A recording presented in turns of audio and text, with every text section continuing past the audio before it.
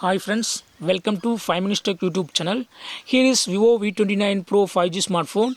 In this video, you will learn how to recover deleted photos, videos and any other file in your phone Vivo V29 Pro 5G. First of all, I am going to files and here I go to internal storage DCIM folder, camera folder, and I am accessing camera folder here.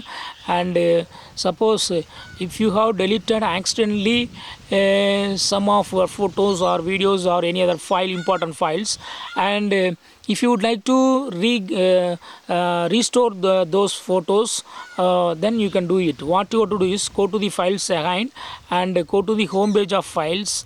This is the home page of files, and go to this 3 horizontal bar, and here you will find a trace option. Okay, so here all deleted photos files will be available. Just select the